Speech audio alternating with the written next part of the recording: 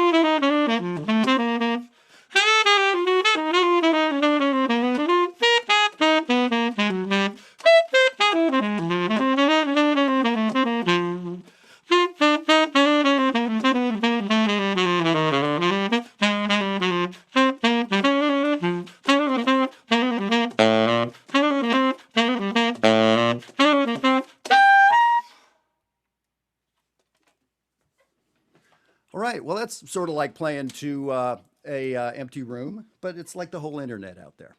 All right, so we'll get into some questions. And by the way, I have Matt, who's manning the Zoom chat there. So the folks that were able to register on Zoom, those are the folks we'll be answering questions from today, whether it's the chat feature or the question and answer feature. I'm not quite sure how that works. You and Matt will figure that out, though.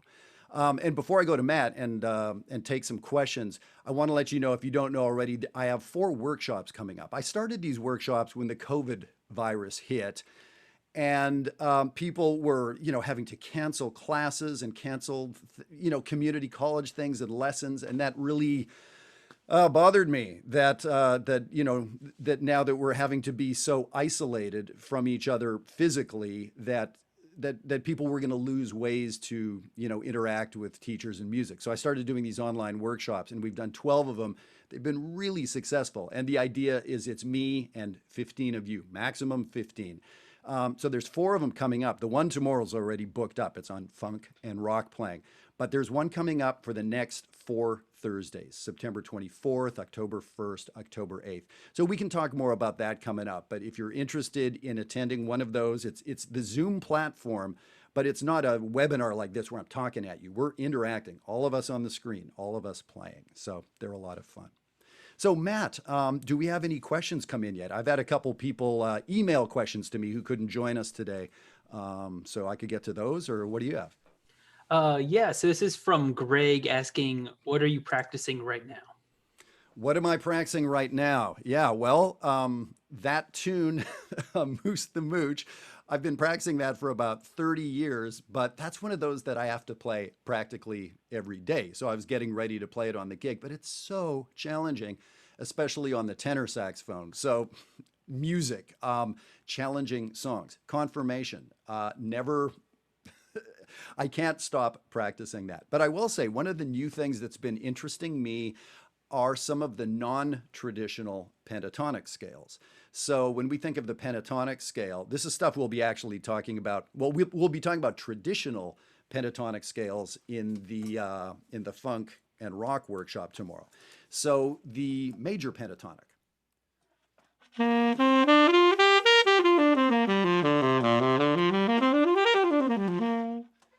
So that's a great scale. Most novices will know that scale, and if you don't, it's one to learn.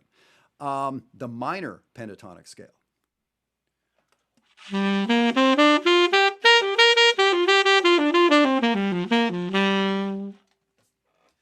So those are the two, when people talk about pentatonic scales, those are going to be the two pentatonics that people are referring to, one or the other.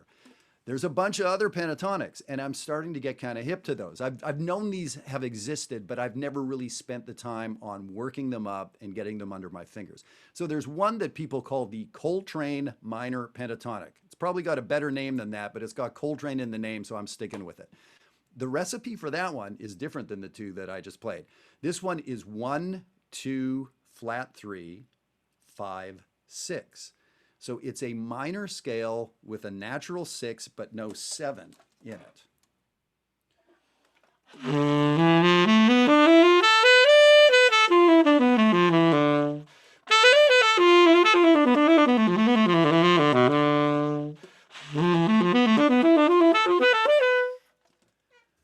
It's a cool sound, and there's a lot of applications for it, not just using it in minor. There's ways we can use it on a dominant chord and on and on. At the gig that I was playing, the guitar player that I play with a bunch, John Lee, fantastic player, and he has such a cool harmonic and melodic conception. And he showed me a pentatonic scale that he learned from an Ethiopian tune, and it's really hip sounding.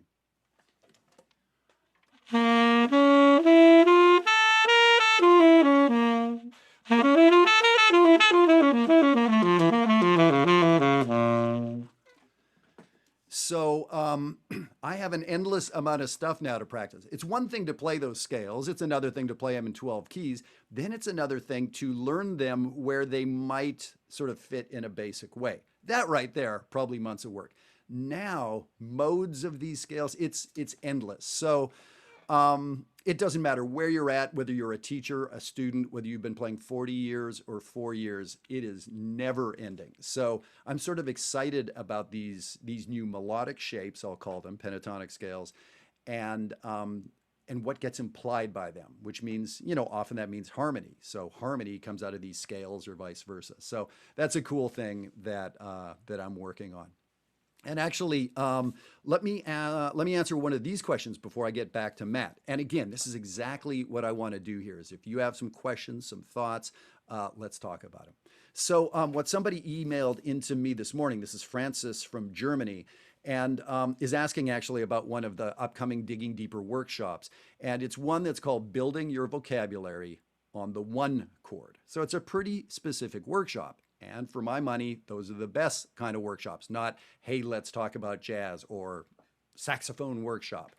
Less interesting to me. So this idea of so two parts, building our vocabulary. That's what jazz musicians do. I was actually writing with somebody who commented on one of my YouTube videos where I was taking licks, and I think it was called Leverage Your Licks or something like that, where I was taking licks and turning them into other licks, taking some vocabulary and making something else out of it. And he said, wow, that's really interesting. That never occurred to me that you could do that. Now, is this what some professionals may do? And my answer was like, dude, that is what every professional does all day long, is build their vocabulary. And it's very often based on things that they know or they've done before. So I'm building some new vocabulary with those crazy pentatonic scales. So that's it. So you have to build your vocabulary. So that's the first part of it. And now this idea of building our vocabulary on the one chord, very specifically. So let's say we have a progression, 2, 5, 1. We see that all the time in jazz, right? So the best way to teach tension or bringing interest into a progression, I would say, is almost always on the 5 chord, because that is by definition where the tension happens. We create tension on the 5 chord, it resolves to the 1 chord.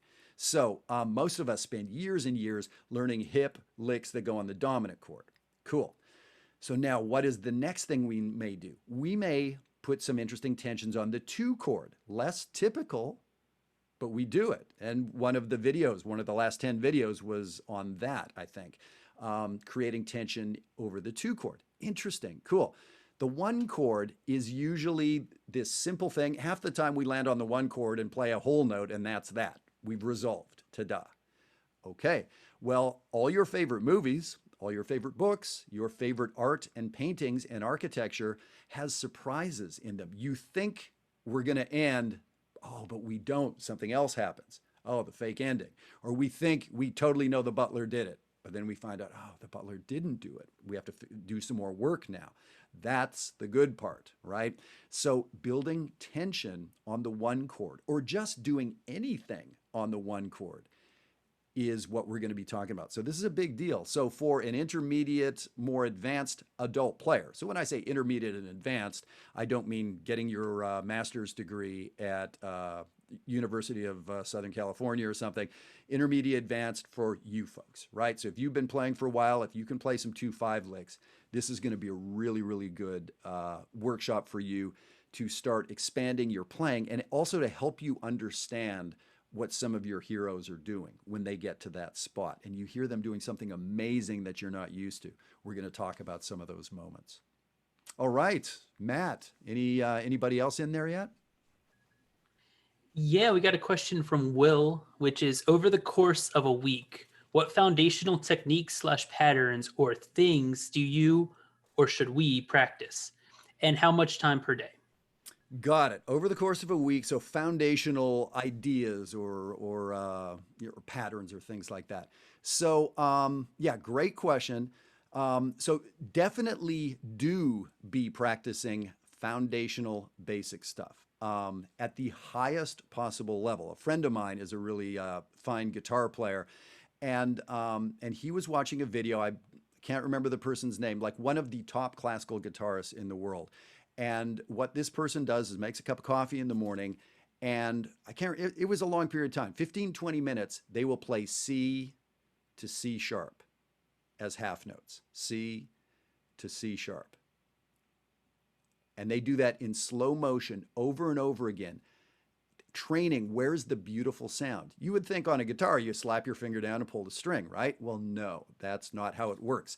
So how do we get that tone? How do you get your finger in exactly the right place, near the fret, but not too close, not too far away, so there's no buzz, there's a thick sound, the muscle memory, all that kind of stuff. So at the highest possible level, whether that's Yo-Yo Ma or Joshua Redman or Brad Meldau, whatever you think the highest level is, these folks work on basics. So simple, you would probably think that's too basic for me. I'm a beginner and that's too basic. I want to do something else.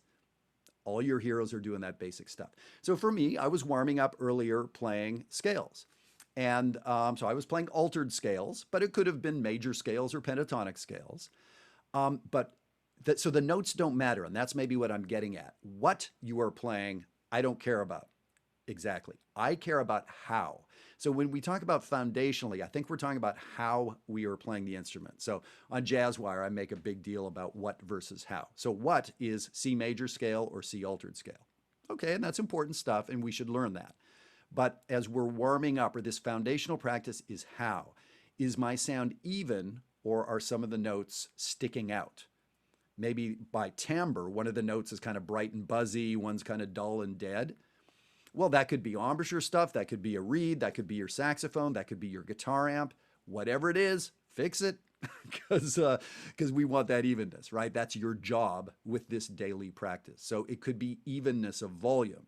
It could be evenness of rhythm, fingers, technique, evenness of timbre. So that's really good foundational stuff to do. And yes, I'm thinking about fingers, evenness of fingers. So that is something that I try to get to every day.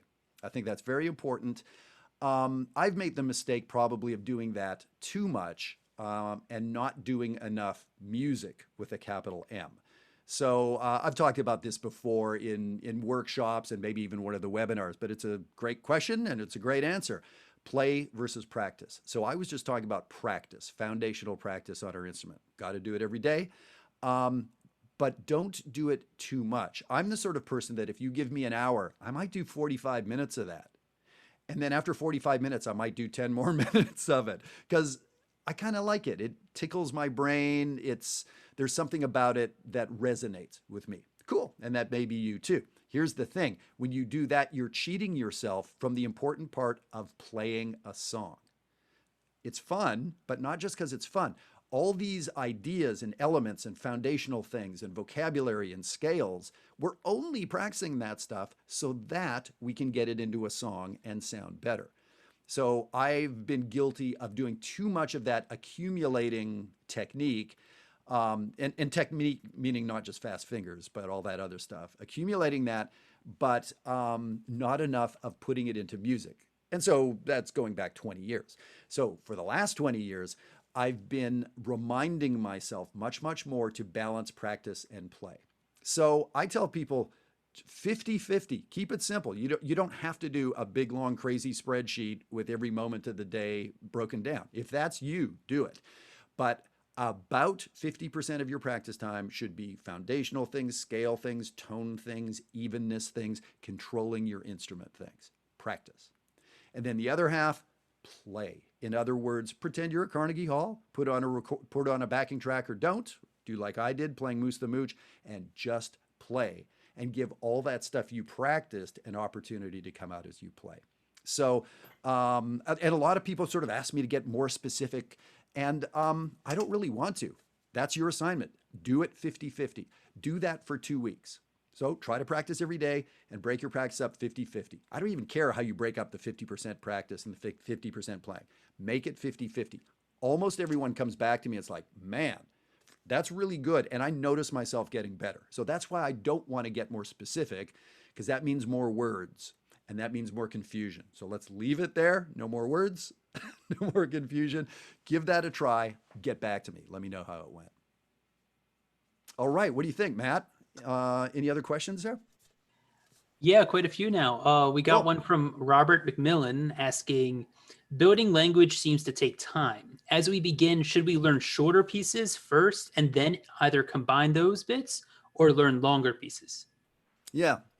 When in doubt, ask a baby is is sort of my reasoning. So, everybody started out knowing nothing as a little kid, right? So the analogy to language is just, to me, perfect. So we started by learning a syllable, right? And so what are the first words we learned? They weren't multisyllabic words or Shakespeare quotes. They were one syllable words, or maybe two, mama, papa, apple, things like that, right? Things that were easy to say. And sometimes the 2-syllable words are actually easier for a child. I think my son's first word was apple. 2 syllables, right? But yes, short. And then we build from there. So absolutely. So as you're working on jazz licks, my first jazz lick was this.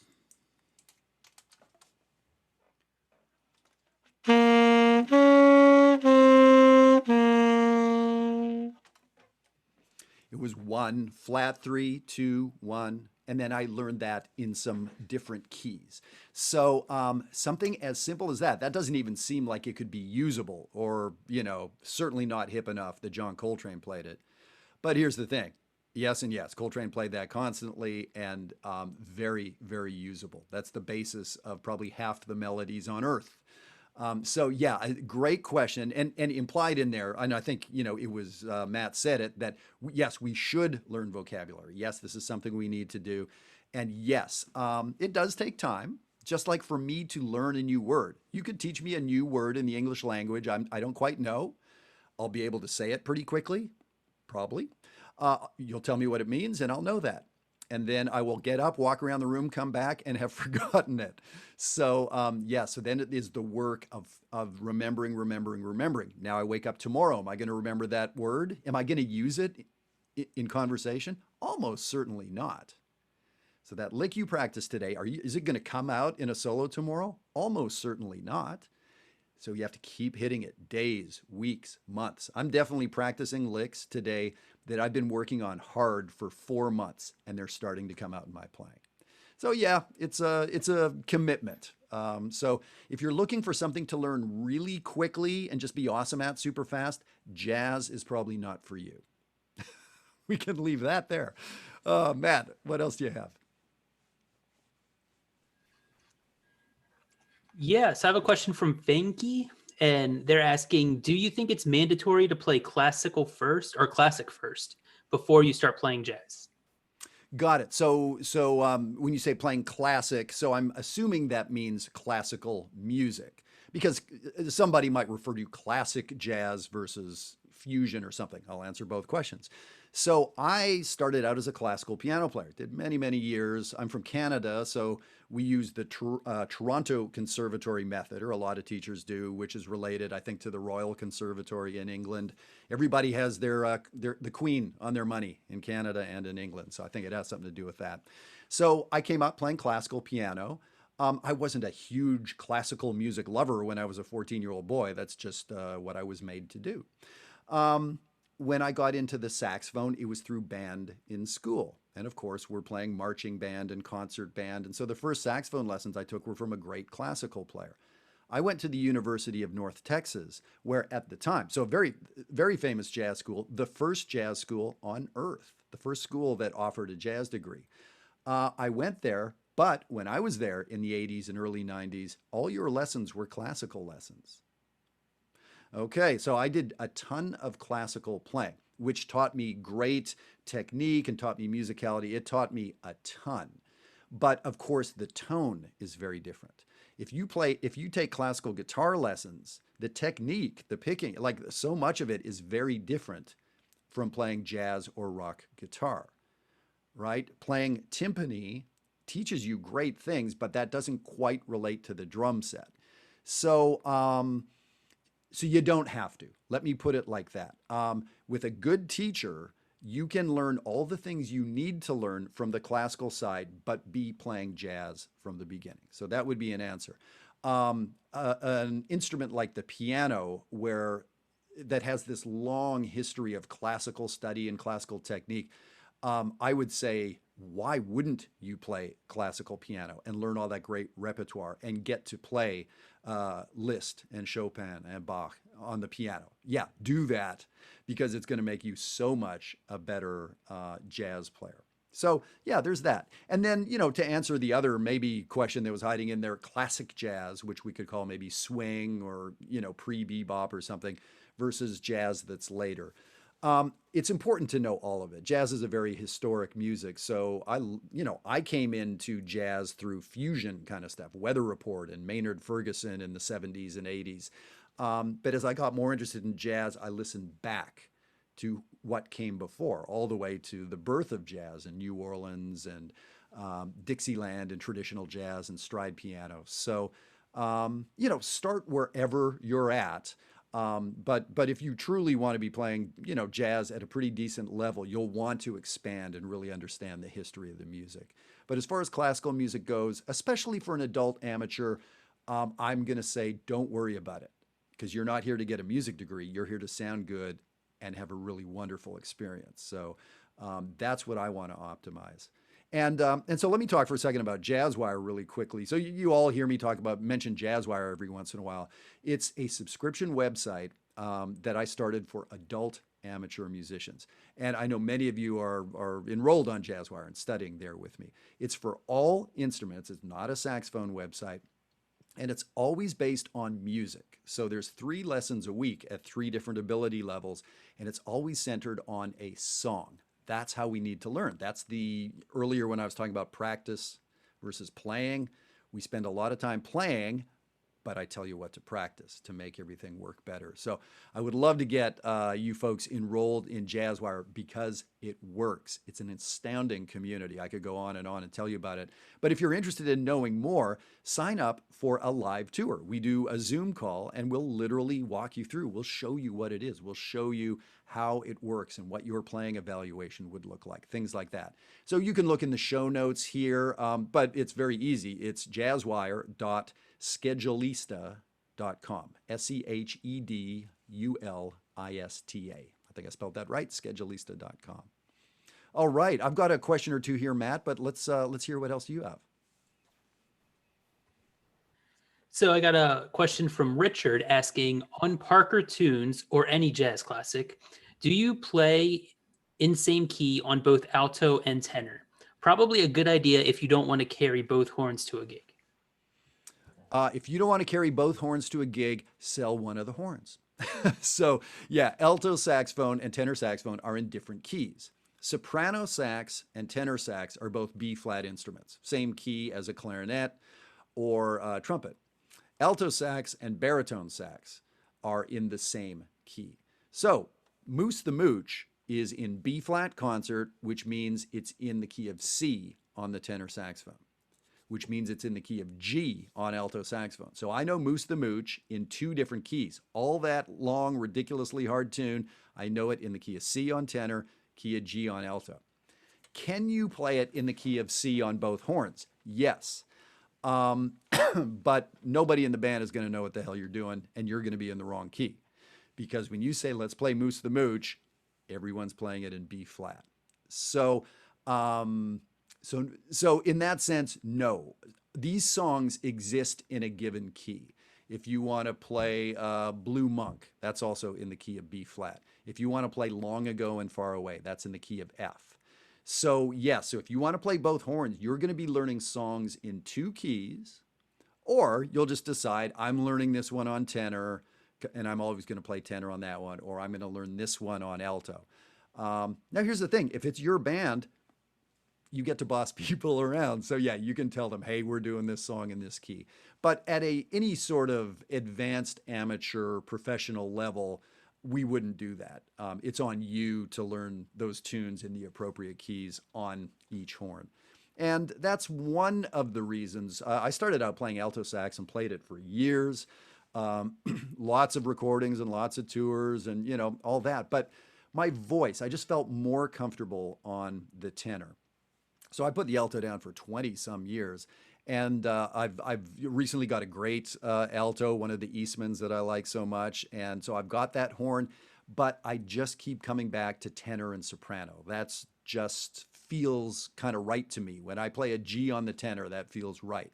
When I play a G on the alto, that feels weird. So it's all very, very personal. But again, and this is the kind of stuff that I love coaching people on is if you want to be a professional, the advice is this: learn it in the correct key. Now, if you're an adult amateur and you're at home playing for fun, absolutely. There's so many of these rules, quote unquote, you don't have to follow. And so that's what I really like unpacking for adult students is giving you a real lay of the land of what's required, what's not. That great question about classical music, yes or no. Those are really good questions that you can Google that and you probably won't get an answer. Or if you do, it just won't relate to you, right? So again, that's what I was talking about earlier about curating knowledge, finding a teacher that you trust, that they know what they're talking about, you trust, they care about you and what happens, and then using that resource to move ahead and move ahead fast. So that's the fun part about Jazzwire again is It's, not just students here in my, physical area on the East Coast of the United States, but I can work with somebody in Canada or Australia or Switzerland or wherever else. So yeah, if this information's resonating with you, let's do more. All right, what do you think, Matt? Let's take one more from you, and then I've got a question I can get to here.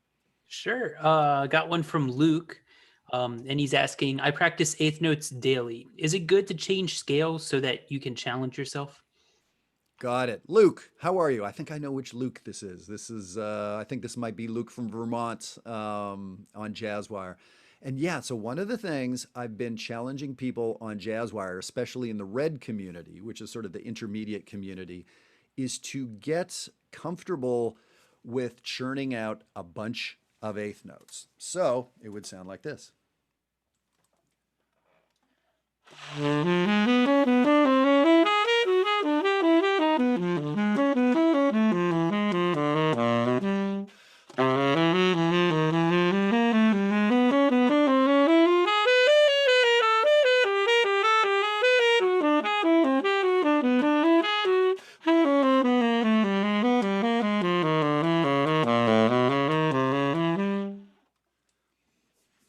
So, eighth notes. And when I was taught to do that, I was told to do that for 30 minutes a day, which I did for years.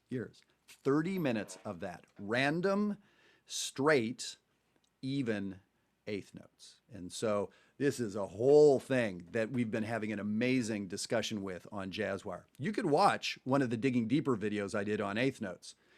And now you've got 12 minutes of it, you've got the free PDF, and now you can go.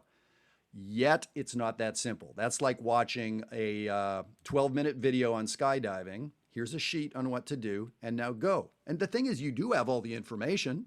Put the thing on, jump out of the thing, pull the thing. I think that's all there is to it.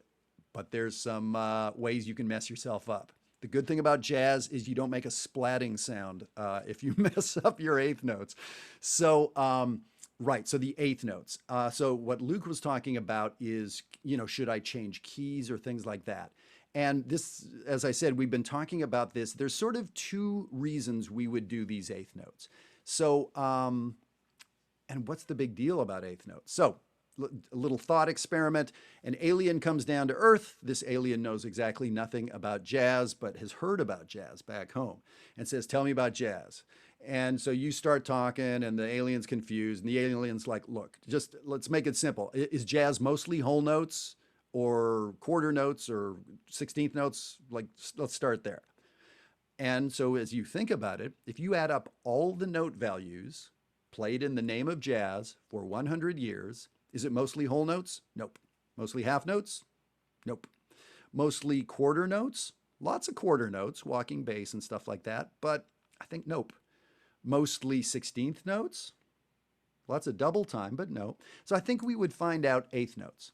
Open up any jazz book, any transcription book on any instrument, and you see a bunch of eighth notes. So that's a big thing for an adult amateur, is to start playing that flow of eighth notes. If you want to sound like a jazz musician, you have to do things jazz musicians do. I don't mean heroin. We've already figured out that's not a good thing to do. What I mean is eighth notes. Okay, this is, it's not a kid show exactly. We can talk about heroin if we need to. Eighth notes. Get comfortable playing eighth notes and you will sound kind of like a jazz musician. And the same goes for Baroque music. Eighth notes and 16th notes, that's the sound of Baroque music. Okay, and so now, so the first thing is just demystifying that and getting our fingers moving. The first thing everyone says is, but I don't know 8 correct notes in a measure or 32 correct notes in that line of music. And my answer is, I didn't say anything about correct notes. I just said eighth notes.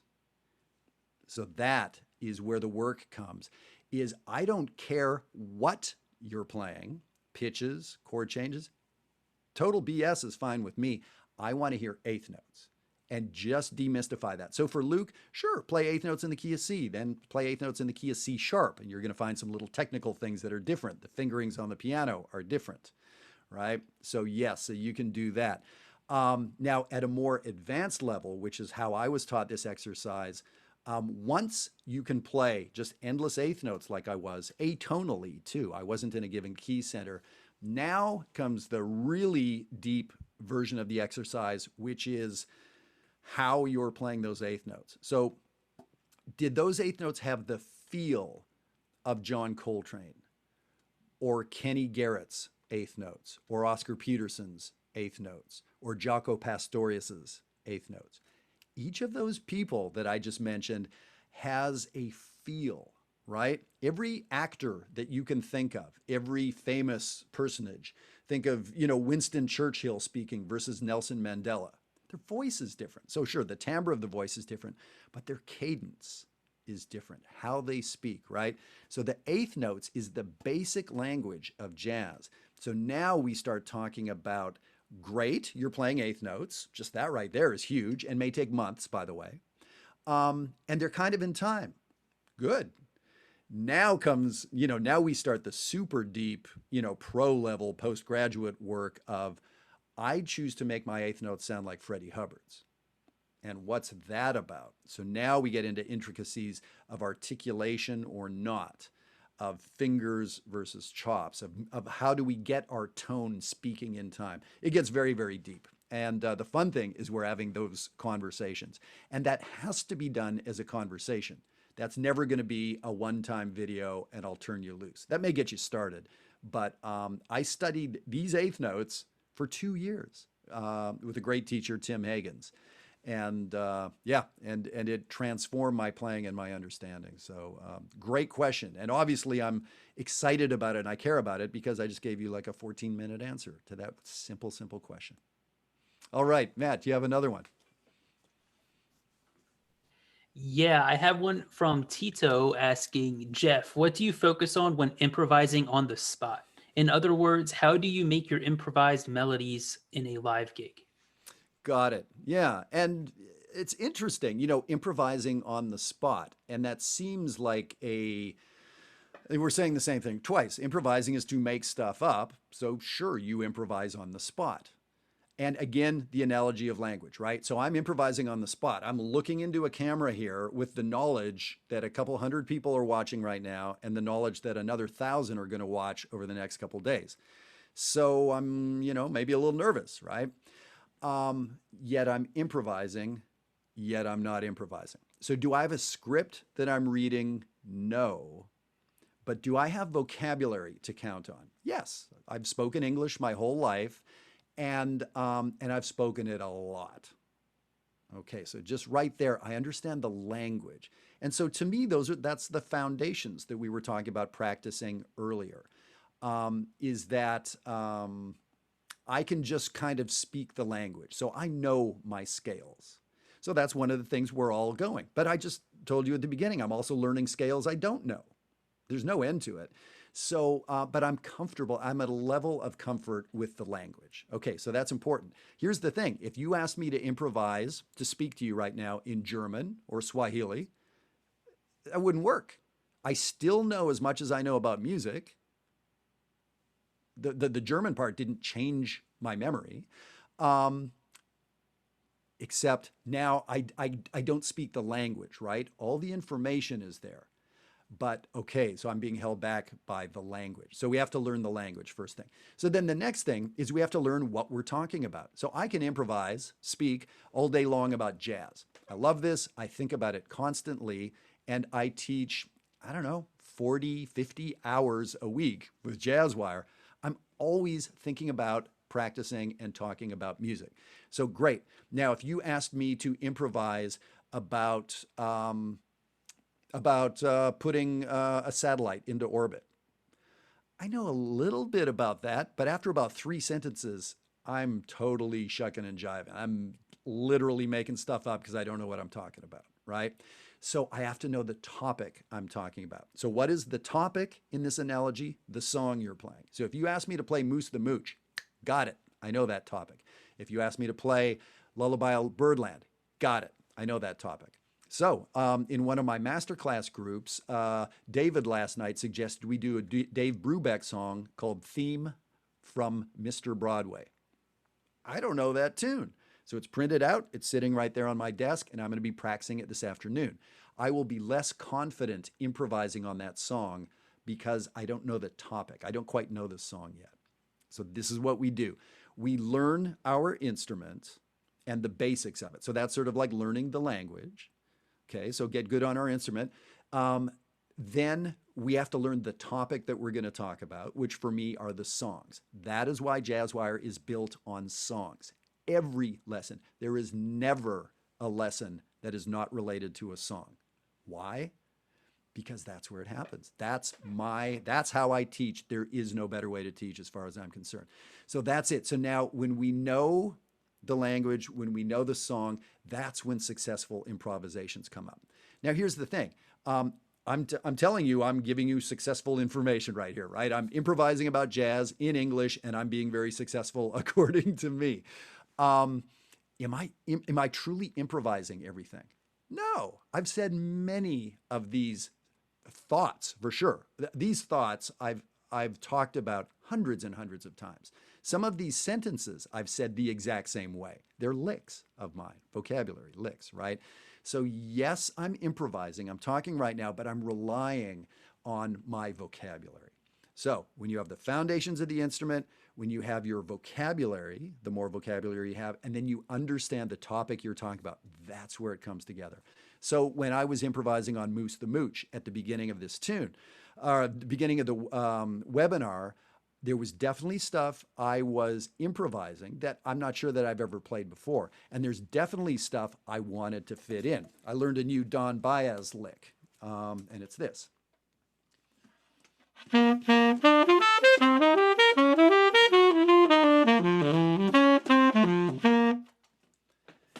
Miraculously, I played that. I learned it less than a week ago, and I only know it in that one key.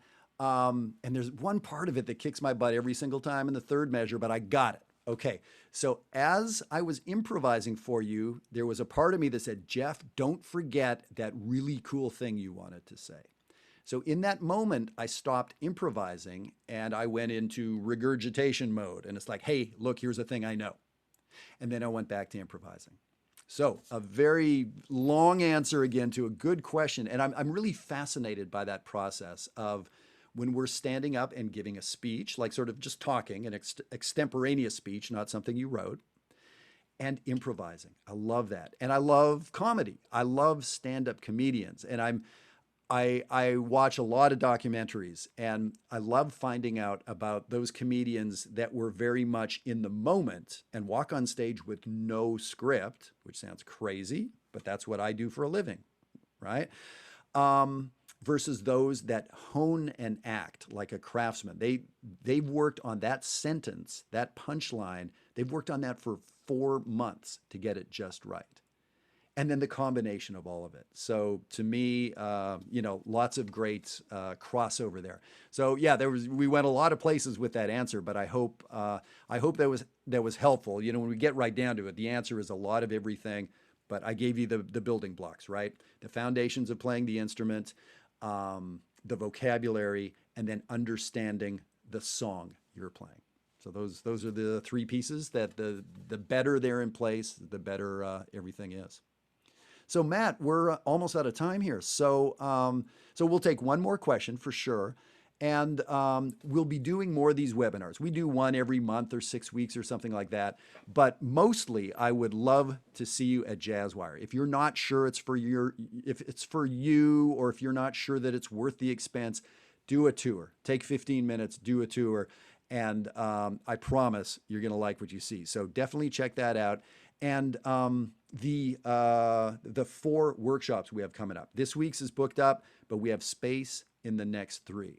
So again, if you go to jazzwire.schedulista.com, and I think I saw Matt put that maybe in the Zoom chat, we'll have it up on YouTube as well. Go there. That's how you register for these workshops. We've got literally, I think, 3 or 4 spots left in each one. I don't doubt they'll be booked up today. So if one or more of those looks interesting, for sure, jump on those. So Matt, do you have a last question? Yeah, so we've actually had quite a few questions on YouTube, but the main thing I want to ask you from here is someone asked, how do they get access to the Zoom side of the webinar so they can ask a question in the future?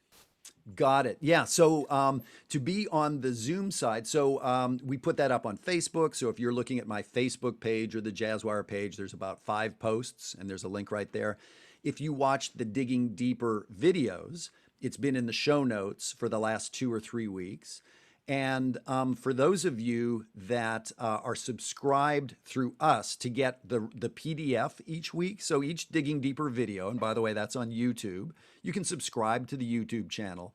But the coolest thing is send us an email at diggingdeeperjazz@gmail.com, and I'll just add you to the weekly mailing list. And all that means is every Friday, when the new Digging Deeper video comes out, I send you the new PDF. You don't have to write me and find out about it. You don't have to do anything, beyond that. It's free. So, and in that Friday email where I say, hey, here's the new video, it's about this, here's the PDF in case you're interested, there's usually a paragraph there that says what's coming up. And so it was mentioned in there. So if you see the videos, if you're subscribed to get the PDF, if you're on Facebook, if you're on Jazzwire. So those are 4 ways we announce this. So I know there are probably some people seeing this on YouTube that didn't have an opportunity to get your question asked. So that's the way to jump on. Any of those four things, and 3 of those are free. And that's the thing. I never want to exclude anybody because you're unable to, do the subscription for Jazzwire. It's not a huge amount at all, but I get it if someone can't do that. So I want this information out there to everybody. So that's the way to just keep paying attention. So subscribe to the YouTube channel or look in the show notes to see what's coming up, because I want to make sure that's always available to you. So, okay, I think maybe we'll leave it there.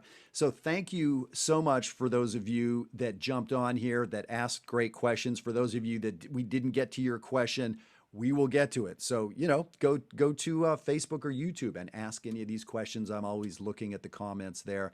And most importantly, I want to work together with you at Jazzwire. If this sort of experience of going back and forth daily is something you're interested in, that's what we do. So we don't do it daily video like this. I do video lessons, but on Jazzwire, it's posting and people putting up recordings of themselves playing. You can put 2 recordings of yourself up every day, 7 days a week. I will listen. I will let you know what's going on. I will give you the next step based on you, not based on some nameless teacher giving general advice to some sax player that doesn't exist. It's very, very personal. So thank you so much again for being here. I really appreciate it. And, lots coming up, the workshops and everything else. So hope we'll be working together a lot more closely. And thank you for paying attention. We appreciate it. Thanks to Matt for doing a great job handling all the chats and the questions and everything else. And we will see you next time. Take care.